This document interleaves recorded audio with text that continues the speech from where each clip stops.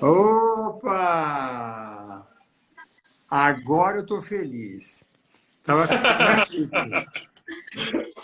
Ah, faz assim, junta um pouquinho mais, fica um pouquinho mais, porque aí eu vou tirar uma foto linda, maravilhosa. Nossa, Depois manda pra gente. vou tirar.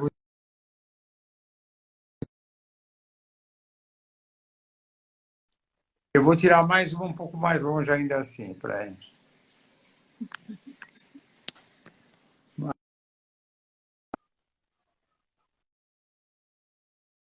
Pronto. Eu estava anunciando aqui agora há pouco que vocês não têm ideia do tamanho da minha felicidade. Aliás, eu nunca escondi, desde o começo, a alegria que eu sempre tive em atender vocês. Todo mundo, todo mundo. A Flávia também, essa disponibilidade dela, a alegria, conversei muito com elas, dando dicas aqui, foi muito bom sempre esse momento que nós tivemos. E depois que deu positivo, a gente acompanhou os primeiros exames de ultrassom, você sabe muito bem, cada vez que eu entrava na sala e vocês estavam naquela posição de Sim. ultrassom, eu entrava, eu não lembro se eu cheguei até a fotografar, devo ter essa foto de vocês, Fotografou. três lá. E uma das cenas que eu repito com frequência, que foi um gesto maravilhoso também, eu adoro quando tem coisas que ficam gravadas no cérebro, que a gente gosta de lembrar. Quando eu pedi no começo para a Flávia, olha, Flávia, você vai ficar mais em repouso, tem um pequeno sangramento, não pode. Não, vocês responderam, pode deixar, estamos indo limpar a casa dela, vou cozinhar, vamos fazer tudo. Isso mesmo. E agora vem a minha pergunta importante. Eu já sei que a Flávia está morando com a sua mãe, né, agora. Mas então, e agora vocês estão longe, então agora eles não precisam mais lá limpar a casa e lavar prato, não mais, né? Não. Não, Não. minha mãe cuida de tudo. E você bateu alguma foto deles lavando o prato e limpando a casa naquele momento? Não. Não, Ninguém deixou. ninguém deixou. Era Que uma ótima. desperdício! Mas eu quero começar porque, para aqueles que estiverem nos vendo aqui, muitos talvez não saibam dos detalhes do tratamento. Eu vou dar só um comecinho, mas depois eu vou largar tudo para vocês falarem, porque vocês é que são as estrelas daqui. Os cinco. Manuel, Marcelo, Flávia, Laira, Carla, os cinco. Mas Sim. aqui a gravidez, eu fiz um anúncio lá, que o Manuel e o Marcelo querem ter um filho, e aí nós tivemos que usar os recursos da medicina reprodutiva que oferece essa oportunidade. Sinceramente, eu acho que é uma. Como é que tira aqui as palavras, as frases aqui? Hein? Só para tirar um pouquinho aqui. Porque eu não quero que se desativar comentários. Aí, pronto. Assim ficamos só nós e fica melhor a imagem. Mas essa é uma oportunidade da medicina reprodutiva que dá para as pessoas, em busca do amor, completarem a sua família. E eu sou um defensor total da família. Família é algo fundamental. E agora, o retrato maior da importância da família, que esse objetivo alcançado de ter os filhos, se você não tivesse a sua irmã, não é verdade? Você não teria a Flávia para gestar essa criança. Agora, eu queria começar para que todos soubessem como é que começou a iniciativa de você, Manuel e Marcelo, querem ter um filho. Como é que vocês começaram a pensar nisso? Hein? Como é que foi? Vocês pensaram, logo vocês sabiam como é que era, ou vocês foram buscar através do Google? Como é que vocês descobriram que havia essa possibilidade? Na verdade, a gente começou com aquela questão da adoção. Começou um pouco antes da pandemia, e aí a gente acabou, né, que veio a pandemia, não podia seguir, parou tudo, aquela história toda. E aí a Flávia, no passado, ela já tinha brincado com a gente no sentido de, eu teria um filho de vocês. Mas aquela brincadeira de almoço de domingo, enfim. Só que aí ela trouxe isso pra gente de uma forma muito certa, muito positiva. Vigorosa. Estou disponível para Exatamente. gerar um filho para vocês. Que lindo. Exatamente. Então, assim, na verdade, essa história toda começou, partiu da Flávia. Olha, eu teria um filho de vocês, né? Começou conversando com o Manuel, que conversou comigo. Eu falei, então, vamos conversar agora os dois com a Flávia.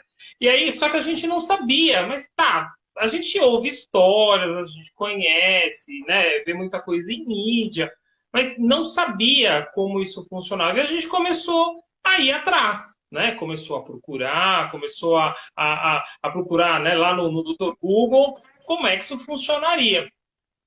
E aí veio os insights de amigos que já tinham feito esse mesmo tratamento e aí chegamos no senhor, né? Porque a indicação de duas delas foi exatamente do doutor, né? E aí começamos essa história toda. Mas quem começou realmente essa história toda, a história da live da Kyla, né?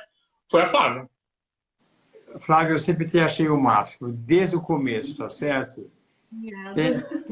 Tem esse ar de conciliadora, acolhedora, nossa, eu achei o máximo.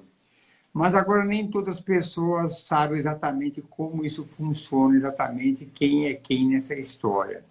Então, eu quero deixar bem claro, antes de mais nada, que tudo que nós, eu e a equipe PJ realiza, é tudo baseado na ética e na lei.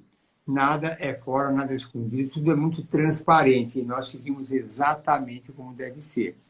E aí, algumas pessoas devem perguntar, tá bom, e da onde vem o óvulo? Não é o óvulo da Flávia. Não é o óvulo da Flávia. Isso é importante. Está dentro das regras do Conselho Federal de Medicina. O óvulo é um óvulo doado e tem que ser de uma doadora anônima. Então, a Flávia não pode ser. Agora, para ser o caso dela, que é um útero distribuído, tem vários nomes, né? O nome antigo era barriga de aluguel, mas é um nome totalmente errado, porque não se paga aluguel por aquela barriga. Não, é um nome antigo que teve era uma coisa que ficou clássica, mas isso não é verdadeiro. A gente usa como barriga solidária, que nesse caso é o que mais se encaixa, ou útero de substituição. Para ser o óvulo, tem que ser o óvulo doado de uma doadora anônima. Então, a doadora, a gente procura seguir algumas características físicas e tipo de sangue que esteja de acordo. No caso aqui, que tem uma semelhança física com eles aqui, tanto com o Manuel como com o Marcelo. Então, aí se faz essa avaliação, é anônima. Essa doadora, nós médicos fazemos uma análise.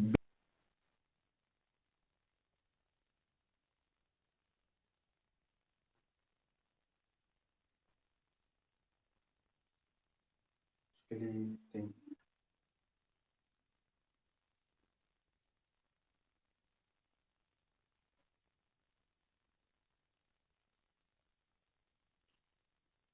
A gente não consegue ouvir. Ah, tá vendo.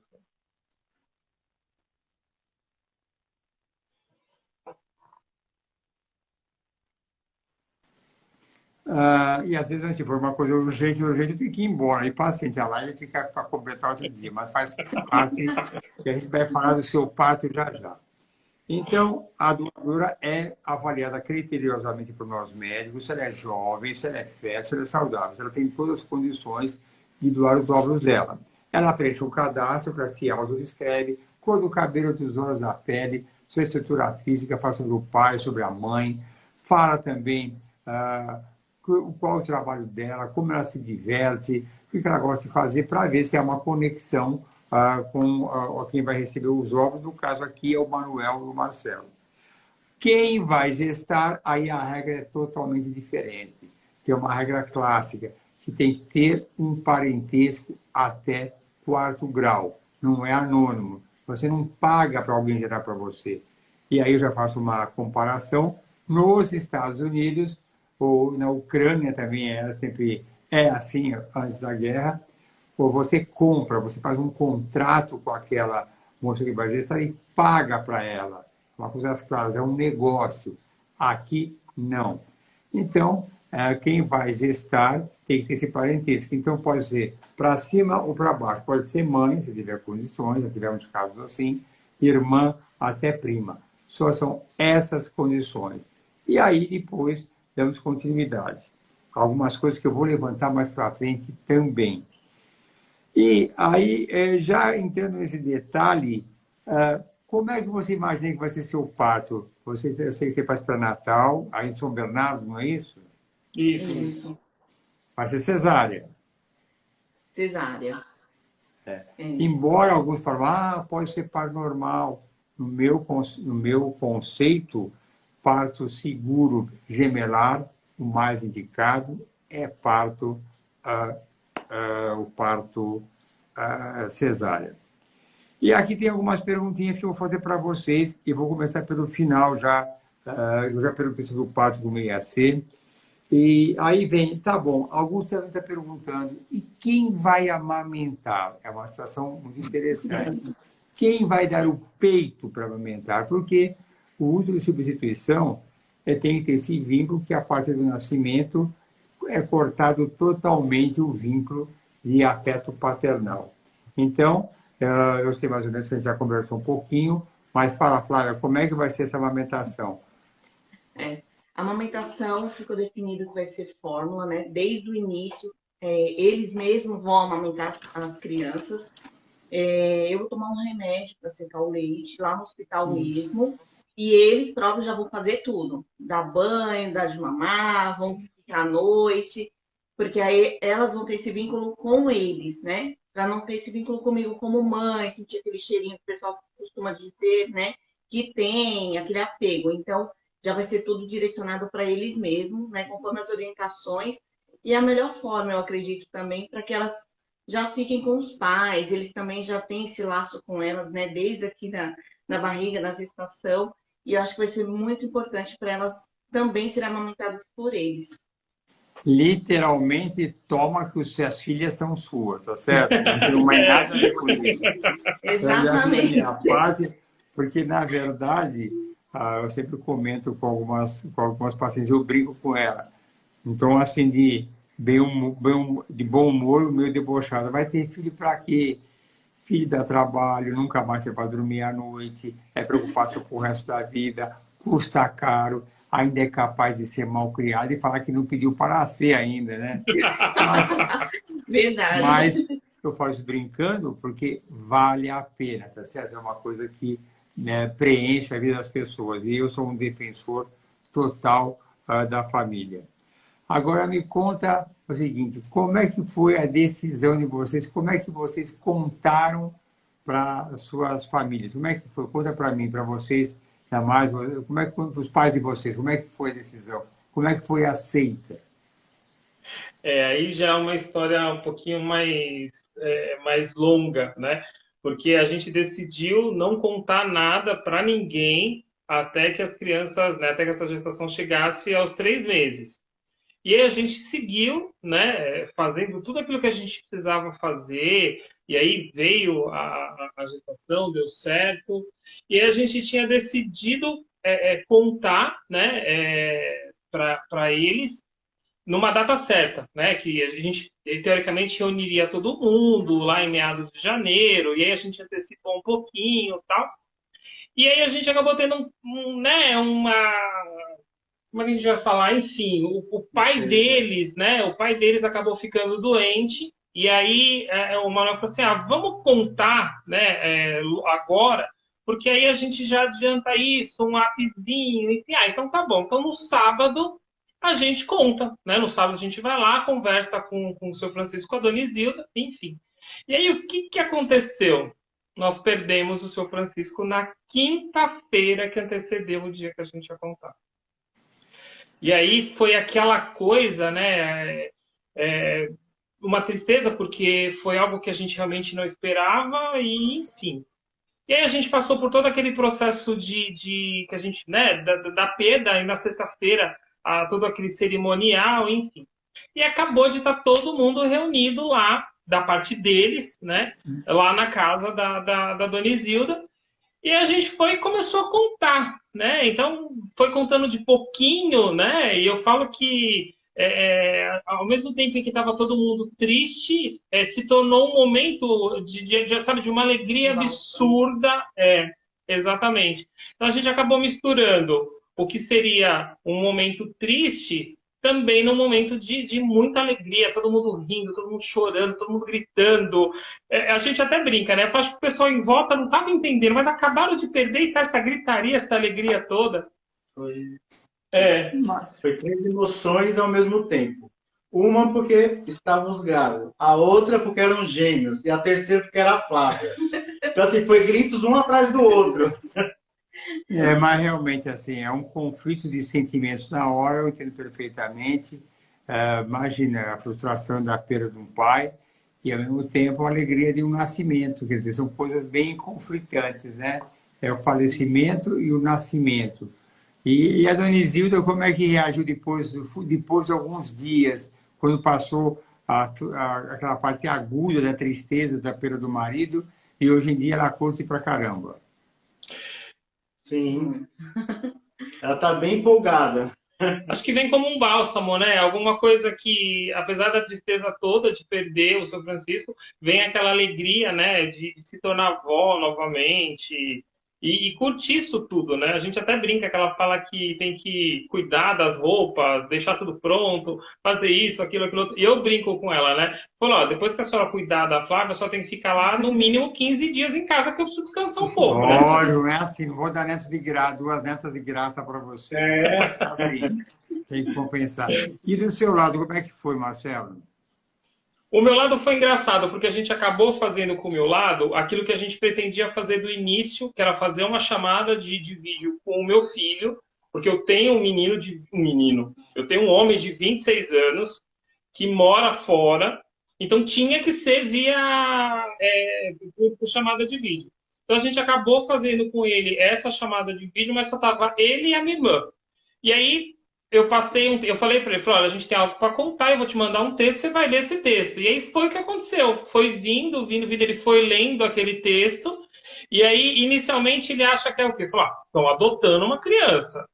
E aí, não. Aí, né, a gente contou que era a Flávia, né? Foi até engraçado, que a gente falou, a minha irmã virou para mim e falou assim, tá, mas não quer o pai? Eu falei, nossa senhora, meia hora aqui falando, mas aí fica aquela alegria, aquela coisa, sabe? O Manuel ainda brincou com o Manuel, falou assim, só que a gente precisa de uma autorização sua.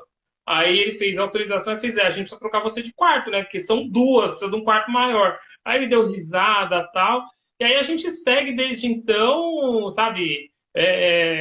Só alegria, realmente. Mas você sabe, a criança é uma coisa que arrebenta qualquer mau humor ou tristeza e torna um ambiente alegre. E eu tenho muitos episódios interessantes. Um tempo atrás, eu fazia muita ginecologia geral, muitas vezes ou outra aparecia uma jovenzinha que engravidou do namorado e o pai dela nem olhava mais para ela, estava com raiva porque ela engravidou do namorado, que ela não queria, que é um absurdo como uma filha ia engravidar solteira. E aí o pai não se dirigia a ela, eu falava assim, espera nascer.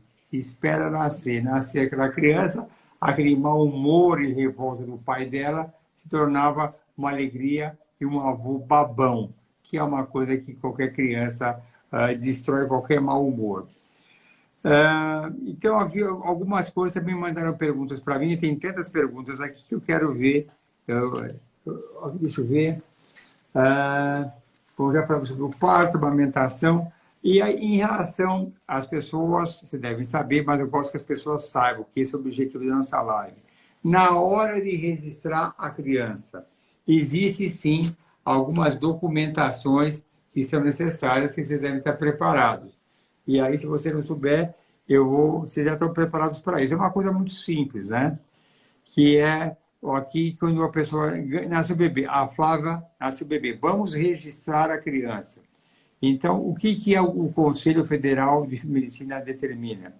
Que tem que ter uma declaração do nascimento do bebê, que a maternidade dá tranquilamente, uma declaração com firma reconhecida do diretor clínico da clínica, sou eu que dou, que mostrando que a técnica qual foi adotada para formalizar isso, porque como foi. Além disso, é preciso formalizar que a criança gerada em laboratório nasceu mediante ao uso de material genético doado. Tudo isso é importante para que no cartório se legalize a filiação, né? Porque hoje em dia os documentos mudaram agora, não é mais pai e mãe, é filiação, que é uma coisa que, aliás, é uma coisa impressionante como o mundo se modifica, né? Então, onde vai se ajustando algumas coisas, que é muito interessante. Não tem mais esse detalhe como antigamente. A certidão de casamento de vocês, a união estável, né? Que tem uma escritura que mostra que vocês têm uma união estável, são casados. Tem que ter o RG e o CPF. E no caso de gestações que utilizam o útero de substituição, não constará no registro o nome da parturiente. Então, a Flávia automaticamente é desvinculado, que tem que ser assim. Será sempre a eterna tia, certo? Sim. Porém, é necessário uma apresentação do termo de compromisso firmado pela doadora temporária do útero, que você vai aprovar. Então, é saber que hoje em dia as coisas ficaram muito mais fáceis para esse tipo de nova família, né? Então, é tudo muito mais simples, como a gente gostaria que fosse. As coisas caminham com facilidade. E o que eu achei muito interessante é essa disponibilidade. Em algum momento, Flávia, no meio da preparação do seu útero para receber os embriões, qual foi o vacilou, assim, ai, em quem crê que eu estou entrando? Ai, meu Deus do céu, eles vão colocar 2 bebês em mim, ai. Alguma coisa assim, ou foi sempre tranquilo? Não, sempre foi tranquilo. Na verdade, até eu queria mesmo que fosse gêmeas, mesmo com as orientações, a gente sabendo que é um pouco mais delicado, mas eu queria muito que desse certo desde o começo. Nenhum momento eu desisti ou parei para pensar o que eu estou fazendo. Foi bem gostoso mesmo. Foi uma fase de vários aprendizados, mas de muita gratificação, né? Porque cada momento que a gente passou, cada etapa avançada que dava certo, que, né, finalmente a gente realizou esse sonho que agora se tornou mesmo real. Então foi muito lindo, maravilhoso. Em nenhum momento, nada, nem os enjoos, nem o tipo de arrependimento eu tenho, nem o momento eu senti esse arrependimento. Aliás, Flávia, nem eu percebi, o seu entusiasmo era praticamente igual ao dos dois. Sempre feliz, contente, sempre compartilhando. Eu achei tudo isso e foi um dos motivos que eu quis fazer uma live para passar essa alegria e esse equilíbrio familiar que vocês têm. Deixa eu ver se tem aqui mais alguma coisa importante. Alguém quer saber se existem limites de idade. Isso é uma coisa interessante. Não, da doadora de óvulos, normalmente, hoje em dia, pela nova regra, só pode doar até 37 anos. Antes disso, era até 35 anos. Mas, na prática, ninguém quer muito uma doadora de 37 anos. Então, são aquelas coisas que existem, é possível, está dentro da lei, mas uma receptora, se tiver uma doadora de 28 anos ou 27 anos, sempre acaba dando preferência. E a razão é muito simples, porque a taxa de sucesso do tratamento é maior quando você faz com uma mulher que tem um óvulo de uma idade mais jovem. Então, isso é uma coisa bastante importante. Tem alguma perguntinha aí interessante? Não. E aí que apareceram perguntas de pessoas que confundiram e perguntaram, que é uma coisa que, curiosidade. Alguém perguntou aqui, não tem uma ligação direta com vocês, mas é bom por curiosidade. Quem faz fertilização in vitro pode ter uma gravidez tubária? Olha, eu vou só comentar isso aqui para aproveitar nosso tempo, que quando ocorre uma fertilização espontânea, a fecundação do óvulo ocorre dentro da tuba. E aí é mais frequente quando é ectópica, em caso de gravidez espontânea. Mas alguns pensam, mas se eu coloco na fertilização in vitro, o embrião diretamente dentro do útero, como pode ser a gravidez tubária? É porque o útero tem algumas contraçõezinhas, ele tem um certo peristaltismo, ele pode ter uma sucção e levar esse bebê para a tuba. Então, embora as pessoas achem que isso pode ser impossível, na verdade, é uma das coisas que pode acontecer raramente. Mas é bom saber que isso não é erro do médico, isso é só uma casualidade. Vocês foram espontaneamente falando algumas coisas. E me diz uma coisa, você, Manuel e Marcelo, se vocês forem dar uma mensagem para todas essas pessoas que estão inseguras, e eu acho que existe ainda, talvez, alguma preocupação, algum preconceito, como é que pode, né, um casal, 2 homens, mas o que eu gosto, ou temos 2 mulheres, como é que pode? Então, eu vou deixar bem claro que isso é algo que veio para o bem da família. Eu acho que as pessoas têm que ser felizes e filhos é sensacional. Eu já tenho feito vários casos, pacientes, casais homoafetivos, que desejam ter filhos, e a alegria que eu proporciono a eles é uma coisa assim, muito gratificante para nós. Então, eu diria, se você fosse falar alguma coisa para incentivar esses casais, o que você diria, você, Marcelo? Hoje eu estou vendo que eu falo mais com o Manuel por razões que eu tenho o telefone dele. Mas quem está mais falante é o Marcelo, né? Mas normalmente quem é mais falante no dia a dia? Eu, o Marcelo. Tá certo. Então, tá bom, já que é você, Marcelo, que eu sempre entrei em contato mais com o Manuel e com a Flávia, por uma questão de ter o telefone mais fácil, não existe uma regra.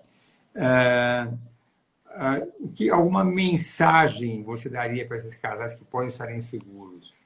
Que é uma trajetória, uma viagem maravilhosa, não é? Sim, é realmente algo muito gostoso, algo lindo. Na verdade, dá para resumir em uma palavra: façam. Façam, simplesmente. Depois disso, vem uma série de outras situações.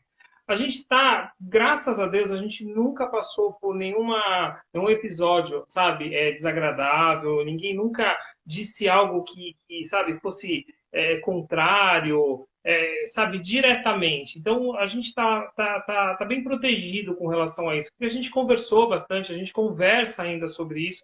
É óbvio, nem tudo são flores. Nós nos preocupamos com o futuro, nós nos protegemos, mas agora como pais, como serão essas meninas, né? Como que elas serão recebidas lá na frente? Porque quer não, são 2 pais, né? E a gente ainda vive aí numa sociedade que cria alguns embaraços. Mas se a gente continuar baseando, sabe, a educação e tudo aquilo que a gente quer passar para elas no amor, e elas vão receber isso aqui dentro de casa, elas recebem, né, da Flávia, vão receber das 2 famílias, fora de uma gama enorme de amigos que a gente tem, que acompanham essa história. Então, assim, baseando exatamente isso tudo em amor, a nossa experiência a gente passa, aquilo que a gente não tiver vivenciado, a gente vai vivenciar junto com elas, né? Nas minhas orações, eu sempre falo, venham para sorrir, venham para chorar, venham para ensinar, venham para aprender, venham. Então, o que eu passo é exatamente isso. Tenham coragem, façam, né? Procurem exatamente uma forma de família aí um pouquinho diferente, uma dinâmica diferente, mas que não deixa de ser uma família. De 2 pais, mas uma família. Mas, eu vou dizer uma opinião, eu acho que hoje em dia nem é tão diferente assim, porque essas coisas ficaram tão comuns. E lógico que eu sempre falo sobre preconceito, como os critérios vão mudando da vida. Eu diria que há muito tempo atrás sugeriria algum susto. Para nós aqui, e acho que para todos os lugares, isso virou uma coisa muito comum. Provavelmente, na escola que as meninas vão estudar, na mesma classe vão ter outras crianças de famílias plurais. Como você vai famílias plurais? Produção independente. Tá certo? Então, uma pessoa, não, produção independente. Vai ter alguém que vai falar, hoje em dia se fala abertamente, não, é óbvio doado. Vai ter. filho de duas mães, vai ter. Eu acho estatisticamente praticamente impossível que na escola dela, do lado dela, não tenham filhos com essa pluralidade familiar. Então, que era uma coisa muito fora dos padrões, hoje em dia é uma coisa muito comum. Eu conto uma história peculiar, que eu sou uma pessoa antiga, que às vezes eu pergunto para um jovem assim, você sabe o que é ser desquitado? Desquitado? O que é isso? Então, não existe mais desquitado, é divorciado. E eu lembro quando a minha avó estava com a minha mãe e ia falar de alguém e falava assim, fulano de tal, minha avó falava assim, é desquitada. Porque ser separado é uma coisa muito pejorativa. E hoje em dia a gente sabe que grande parte dos caras são divorciadas, faz parte do mundo. E, aliás, o que muda muito, o que prolifera na medicina reprodutiva, é a oportunidade que nós damos para essas pessoas que muitas vezes estão renovando os seus laços afetivos. Mulheres que eram casadas, tinham uma relação que não deu certo, e aí eles casam com uma outra pessoa e querem ter um filho com uma outra pessoa e formar uma nova família. Muitas dessas mulheres casam, às vezes elas têm 2 filhos, já sendo uma idade próxima aos 50 e não tem mais óvulos. Então, ela casa com um homem mais jovem e elas querem ter um filho, mas não produzem mais óvulos. Então, com o óvulo doado, elas vão ter a oportunidade, o casal, ele que não tem filhos e ela que já tem, mas de formar uma nova família. Eu acho que esse dinamismo do meu trabalho, que é a medicina reprodutiva, é uma coisa que movimenta e que dá muita alegria para nós. Vocês estiveram aqui com a enfermeira Mariana, que cuidou de vocês na escolha das decisões, e você sabe que o entusiasmo dela chega a ser irritante no bom sentido. Ela liga para você... Não, ela liga 10 da noite, 11 da noite. Sabe aquele negócio que eu tenho um problema com ela pelo avesso. O problema dela é vai embora para casa, não sai daqui, não sai daqui. Sábado, às vezes, depois do almoço, eu vou embora, vou fazer alguma coisa, está aqui 4 horas da tarde. Então, isso é o entusiasmo que ela tem por esse tipo de trabalho que eu tenho. Então, é uma coisa, nosso trabalho é movimentado por isso. E eu acho muito bom todas essas novas alternativas que oferece. Por exemplo, eu vou para um congresso na Itália agora. Por que eu vou? Uma que é a volta dos congressos presenciais. O que eu vou buscar num congresso? É o que eu posso fazer de diferente para aqueles casais que não tiveram a oportunidade de engravidar numa primeira tentativa. Porque é muito frustrante, vocês foram privilegiados duplamente na primeira tentativa. Aliás, eu mudei minha maneira de falar. Eu vou fazer minha primeira tentativa. Não, comigo é a última. Eu já começo pela última porque tem que dar certo. Não existe mais a tentar. Então, a gente abrange, você sabe, e até eu castiguei também a Flávia, que o ônus do sacrifício físico dela foi um ônus razoável, porque a gente faz vários exames, pesquisa detalhes de falha de implantação, tudo que pode fazer dar errado, exatamente para que o que pode ter de melhor é esse resultado positivo. Muitos falam assim, precisa mesmo, custa caro. Olha, lógico que eu me preocupo com a parte financeira dos pacientes, mas tem alguma hora que eu tenho que falar que cada um com os seus problemas, no sentido bom da palavra, né? Porque se eu falasse para você, não deu certo porque não queria que você gastasse. O dinheiro é meu, né? Então, você não vai economizar em alguma coisa que eu julgo importante para maximizar o resultado. Então, e Flávia, você quer falar alguma coisa para a gente? A gente não vai prolongar tanto o assunto, mas eu quero pelo menos ter uns 40 minutos perto de você, para ver se tem alguma coisa que você queira comentar a respeito dessa sua experiência maravilhosa de estar gestando gêmeos para o seu irmão, né? E também para um casal que vocês têm muita afinidade. E, olha, aliás, eu olho para vocês, tem uma cara tão feliz, Flávio.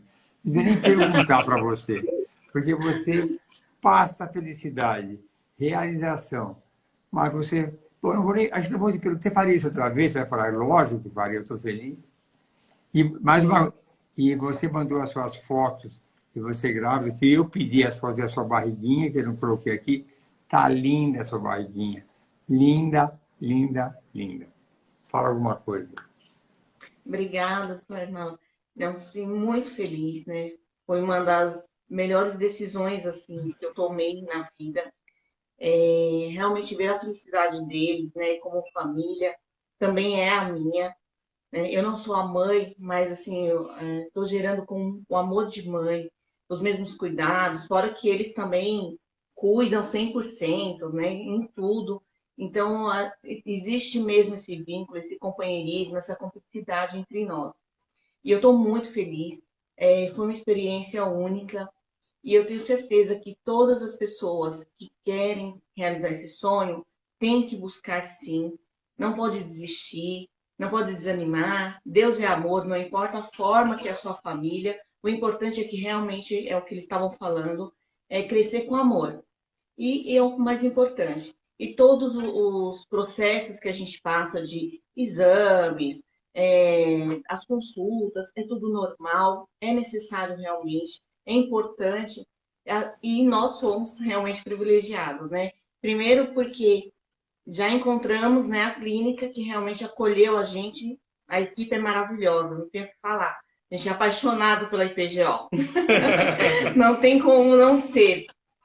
E todos os cuidados que todos têm com a gente, mesmo nos exames, mesmo nas consultas, nos retornos, nas dúvidas, né? Porque eu também, a gente tem as dúvidas ali do momento, a Mariana sempre respondendo, a gente manda 11 horas, ela manda 11h30, já responde. Então, além disso, toda essa equipe, né, todo esse atendimento, nós também passamos pelo momento feliz, que é o exame positivo, depois veio o exame que eram dois bebês, depois vir que eram duas meninas, e tá tudo bem, crescendo perfeitamente, né? Até os médicos do ultrassom falam, né? Elas estão crescendo como se fossem únicas. Então, assim, é muito gostoso você ouvir que tudo deu certo. Então, não tem como não acreditar que Deus, a ciência, a tecnologia não estejam juntos, né? Então, é isso que eu passo para as pessoas. Não desistam.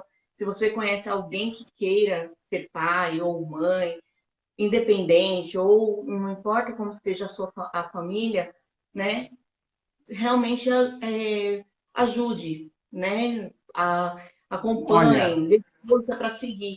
É eu importante. acho que eu vou pegar esse finalzinho desse vídeo aqui, eu vou cortar e colocar no começo, com tantos elogios assim para o IPJ e para a equipe IPJ. Eu acho que eu vou fazer mas eu vou pegar o finalzinho, vou tirar e passar para o começo. Que eu acho que Mas todo mundo perguntava pra Oi? gente, nossa, muita gente perguntou, quantas vezes vocês tentaram? A gente, uma só. Ué, mas sempre dá erro na primeira, segunda. Aí eu falei assim, então, o doutor Arnaldo, ele revira a fala do avesso. Esse é o importante. Não é chegar lá e fazer o examezinho de sangue, ultrassom e pronto, vamos implantar. Não. Realmente vira ela do avesso. Por isso que deu de primeira. E é isso que a gente quer. E dois de uma vez só, quando alguém fala, qual que é a chance de dar certo lá? Você fala, 200%, né? Porque tem dois na minha cara. Exato. Entendeu? Exatamente. E deu, e graças a Deus estamos aqui. Felizes, eles estão montando o quarto, as crianças, todos, como eles falaram, né? Não só a família, mas os amigos, assim, estão extremamente felizes por eles. É muito lindo. É uma criança, uma dádiva, imagina duas. Aliás, antes de encerrar, alguém mandou uma pergunta aqui que eu quero responder, que eu acho importante falar. Se não tiver, alguém pergunta que eu acho uma boa pergunta. Se não tiver irmã ou prima até o 4º grau, tem como ter uma gestação? Sim.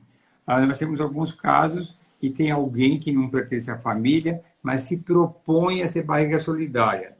Bom, aí temos que fazer uma documentação, mandar para o Conselho Regional de Medicina, dar todos os dados, tem que fazer uma avaliação psicológica, tem que mostrar um laudo que está disponível para isso. A gente manda para o Conselho Regional de Medicina para que eles aceitem. Hoje chegou um caso de uma autorização de uma pessoa que não era irmã, mas era muito próxima da família, e o Conselho Regional de Medicina concordou. Isso é importante, porque sem alguns falam, mas precisa autorizar? Precisa, exatamente por causa do registro da criança. Porque o hospital, quando nasce o bebê, ele vai colocar o nome de quem ganhou o bebê. Olha, é ela.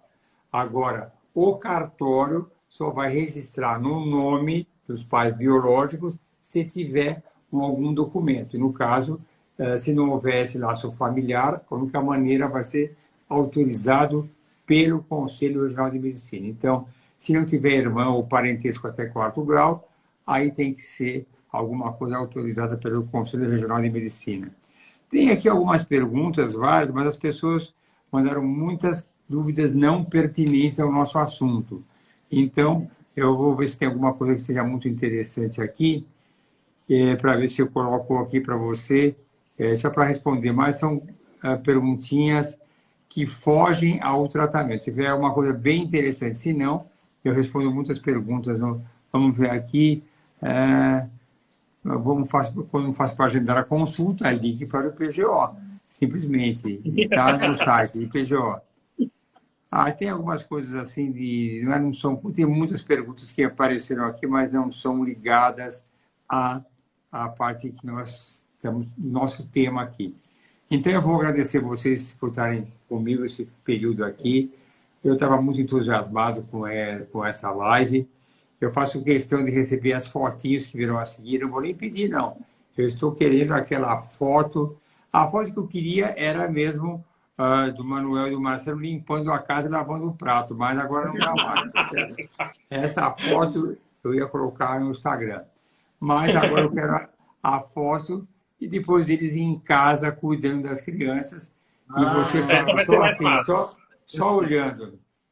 É isso. Eu estou fora, eu sou tia. Não tenho mais, minha missão está cumprida. Então, eu vou deixar um beijo para vocês. Foi muito bom estar conversando. Adorei vocês. Vou até tirar mais uma foto. Junta os rostos aí. Junta. Assim. Pronto, essa foto.